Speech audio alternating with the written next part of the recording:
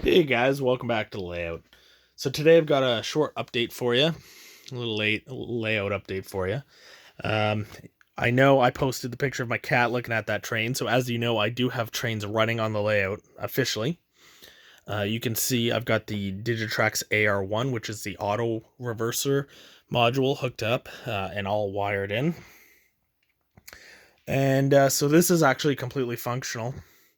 I've just been using the plugs to test. I've got my data tracks all set up, and I've got track all the way up to almost the yard, just about there. So I'm only doing the main line right now, so I'm not really worried about the sidings or any of the passing sidings or spurs. Sorry, nothing like that. I'm not gonna be corking the yard just yet, but I just wanted to get a main line in so I could start running trains. I'm working actually more than full time currently uh, because I'm IT for a hospital. I've been pulling some crazy overtime, so I haven't had a lot of time to work on it. I'm not on any sort of self isolation right now, so I don't have a ton of time. So it's not as much progress as I would like, but it's still quite a bit for the time I have, and I'm really proud of that.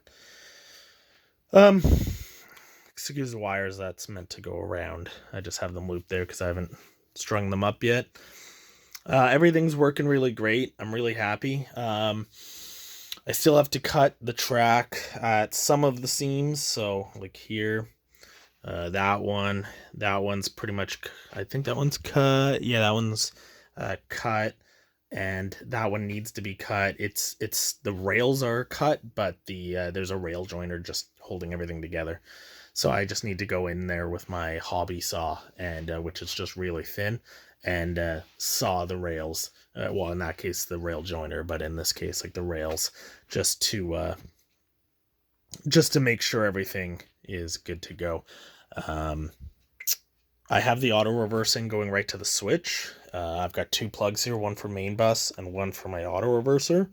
And I have reversed the plugs so I can't accidentally plug main bus into reverser. But I may change that. I'm not sure. I wanted to give myself enough room just in case I'm running massively long trains, which for N scale is going to be very, very big. But it's just easier to use the rail joiners. But once these are gapped, I can always switch this over just to main bus if I really wanted to. So we'll see. I'm gonna play that by ear. But other than that, everything's looking really good. I've got some feeders from rail joiners, but I also have some feeders just off the side of the rail.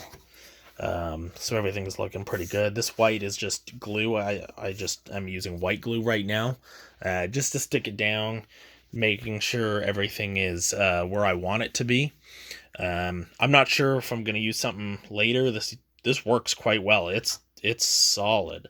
And I just do it every so inches, ever so many inches. I usually have the soup can, so I do it in between there.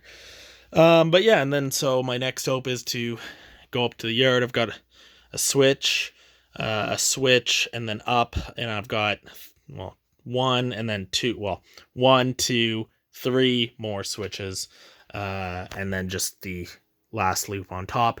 And we've got the entire main line done, so I can just consistently run trains. I've looked into automatic switching for the two switches, using possible block detection or some of the stuff that you can do with the AR1 into other modules. So I may be looking into that, just so that I don't have to babysit the trains.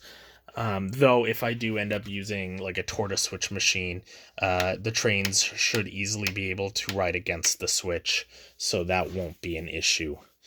That's pretty much it for now. Just gonna wrap it up. Been super swamped with work, so haven't gotten to it as much as I wanted to, but we'll get there. We'll get there. And soon enough, it'll be time to get the Lincoln out. I could probably get it out now, but where I'm storing it is quite wet, and I don't want to get it stuck because it's kind of a torque monster. It especially on slippery ground. I spin the back tires quite easily, and I don't want to dig myself into a hole. So we'll get there when we get there. I don't really have time for that anyway right now. But just wanted to give you guys a quick update. Let's keep it under 5.5 minutes. So thanks so much for watching, and until next time, enjoy your bacon.